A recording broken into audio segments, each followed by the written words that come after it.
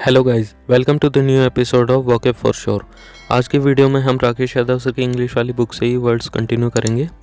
तो आज का पहला वर्ड है एम्यूलेट। अगर हम इस वर्ड को देखें तो ये कुछ कुछ किस वर्ड से रिलेट कर रहा है? ऑमलेट। इसका जो प्रोनाउंसिएशन है वो ऑमलेट की तरह आ रहा है, एम्यूलेट, ऑमलेट। अब मैं आपको एक किस्सा बताता हूँ या फिर कोई फैक्ट मान लीजिए। जैसे ही हम किसी शुभ काम को करने के लिए जाते हैं, कोई एग्ज़ाम हो या फिर कोई बहुत बड़ा दिन हो हमारा, तो हम जाने से पहले क्या लेते हैं? दही और शक्कर लेते हैं। क्यों? उसे एक लकी चार्म माना जाता है कि किसी भी शुभ काम को करने से पहले अगर दही और शक्कर खा के जाएं तो सारे काम अच्छे से होते हैं, या कोई भी बड़ा काम करने जाएं तो वो अच्छे से संपन्न होता है, दही और शक्कर खा लें उससे पहले तो। ठीक है, मगर मेरे साथ उल्टा है। मैं क्या दही शक्कर नहीं, मैं जब ऑमलेट खा के जाता हूँ तब मेरे साथ अच्छा होता है। कोई भी मेरा अच्छा बड़ा दिन हो या फिर कोई भी एग्ज़ाम हो, अगर मैं ऑमलेट खा के जाता हूँ तो मेरा एग्ज़ाम बहुत अच्छा जाता है। तो मैंने एक दिन सोचा, जब ऑमलेट मेरे लिए इतना ही अच्छा है, मेरे लिए इतना ही लकी चार्म है अगर ऑमलेट, तो क्यों ना मैं इसे हमेशा साथ रखूँ।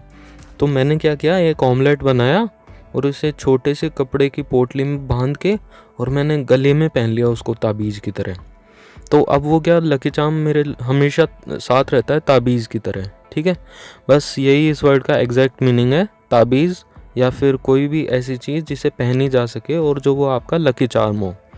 तो एमुलेट से आपको डायरेक्ट याद आएगा ऑमलेट। ऑमलेट को कपड़े में लपेट के मैंने पहन लिया था, इसका मतलब वो कोई भी ऐसी ताबीज़, अंगूठी या कोई भी ऐसी चीज़ जिसे पहना जा सके लकी चार्म के रूप में, जो शुभ हो आपके लिए।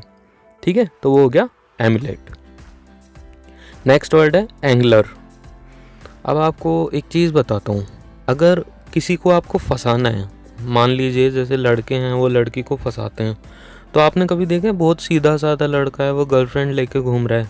नहीं, जो गर्लफ्रेंड पटाते हैं वो थोड़े से टेढ़े ही होते हैं, मतलब हल्का सा उनको टेढ़ा होना पड़ता है। ठीक है, क्योंकि सीधे साधे लोग नहीं पटा पाते। तो किसी लड़की को आपको फंसाना है या किसी आदमी को भी, या फिर मतलब कोई बंदे को आपको जाल में फंसाना है, तो आपको थोड़ा सा टेढ़ा होना पड़ेगा। आप सीधे साधे हो तो आप नहीं फंसा पाओगे, तो आपको थोड़ा सा टेढ़ा होना पड़ेगा। अब ये तो इंसानों में है। सोचिए, मछली है वो कितनी फास्ट होती है, इधर उधर भगती है, उसको फंसाने के लिए आपको कितना ज़्यादा टेढ़ा होना पड़ेगा। मतलब ये है कि अगर आपको किसी को फंसाना है तो टेढ़ा होना ज़रूरी है, मगर मछली तो पहले से ही बहुत चालाक होती है, उसको फंसाने के लिए तो आपको बहुत ज़्यादा टेढ़ा होना पड़ेगा। ठीक है, तो टेढ़ा होना, कोई भी चीज़ टेढ़ी होती है इसका मतलब किसी एंगल पे होती है। आपने देखा होगा कोई भी चीज़ किसी, अगर अपन हॉरिजॉन्टल से थोड़े से भी टेढ़े हैं तो वो एक एंगल बनाएंगे। ठीक है, अपना टेढ़ा होना मतलब एंगल बनाना। तो सोचिए जो मछली पकड़ता होगा वो कितना ज़्यादा टेढ़ा होता होगा। ठीक है, तो यही है, मछली जो पकड़ने वाला होता है ना उसे एंगलर बोलते हैं। क्यों? क्योंकि वो मछली पकड़ने के लिए उसे बहुत ज़्यादा टेढ़ा होना पड़ा, और जो टेढ़ा होगा वो क्या कहलाएगा? एक एंगल पे होगा अगर टेढ़ा होगा तो जो टेढ़ा होगा वो क्या कहलाएगा? एंगलर। ठीक है, तो एंगलर मतलब होता है कांटे से मछली पकड़ने वाला। तो नेक्स्ट वर्ड है आवनिंग। अब मैं आपको एक गाना बताता हूँ जो आपने कुछ सालों पहले सुना होगा, कुंडी मत खड़काओ राजा सीधा अंदर आओ राजा। बहुत फेमस हुआ था, वो अक्षय कुमार की मूवी का है, नाम भूल रहा हूँ मैं। अगर आपको नाम याद आता है कमेंट में बताइएगा ज़रूर। ठीक है, तो गाना क्या था? कुंडी मत खड़काओ राजा सीधा अंदर आओ राजा। अब यहाँ पे वर्ड क्या दे रखा है? आवनिंग, आओ राजा, आवनिंग। अब मैं आपको बताता हूँ उसने ऐसा क्यों बोला कि कुंडी मत खड़काओ और सीधा अंदर आओ। क्योंकि वो एक तंबू नहीं होता, तंबू या तिरपाल जिसे बोलते हैं, वो उसमें थी। और आपको पता ही है कि जो तंबू या तिरपाल होता है उसमें कुंडी उंडी तो होती नहीं है, डायरेक्ट अंदर घुसते हैं उसमें। तो एक वो तिरपाल सा होता है, उसे हटा के डायरेक्ट अंदर घुसना होता है। तो एक्चुअली उसने कोई सजेशन नहीं दिया था, उसने फैक्ट बताया था कि इसमें कुंडी है ही नहीं, तो कुंडी मत खड़काओ राजा सीधा अंदर आओ। तो आओ से आवनिंग।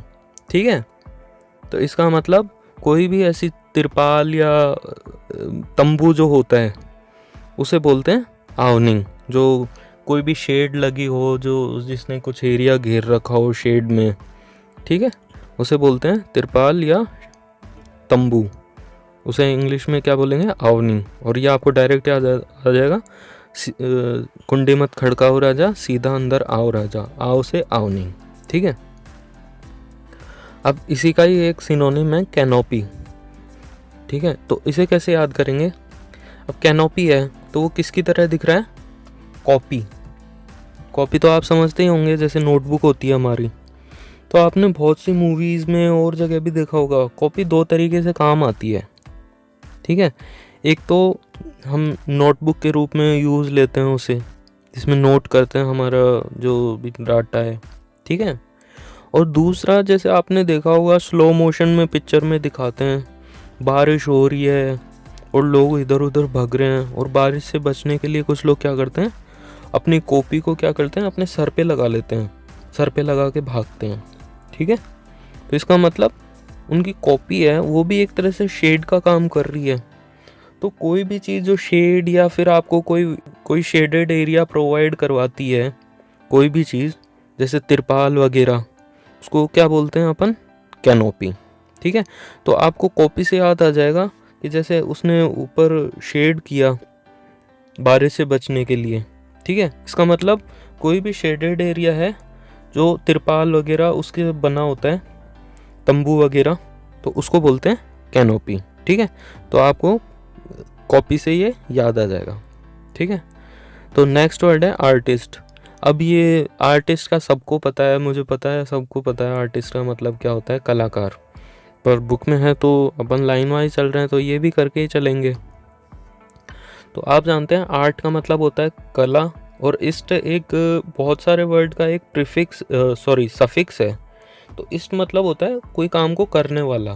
ठीक है, अब आर्ट मतलब कला है और इस्ट करने वाला मतलब आर्टिस्ट, कलाकार। ठीक है, तो ये आपको पहले से ही पता होगा, और फिर भी मैंने बता दिया, आर्ट मतलब कला और इस्ट सफिक्स होता है किसी काम को करने वाला, तो आर्टिस्ट मतलब कलाकार। उम्मीद है आपको सारी ट्रिक्स अच्छी लगी होंगी, और अच्छी लगी हैं, आपको वर्ड समझ में आए तो वीडियो को लाइक करिए, शेयर करिए, और चैनल पे नए हो तो चैनल को सब्सक्राइब करिए। यार कुछ भी करिए, पर है ना, मतलब वीडियो अगर देख रहे हैं तो सब्सक्राइब किए बिना मत जाना आप। ठीक है, चलिए कल फिर मिलते हैं, बाय।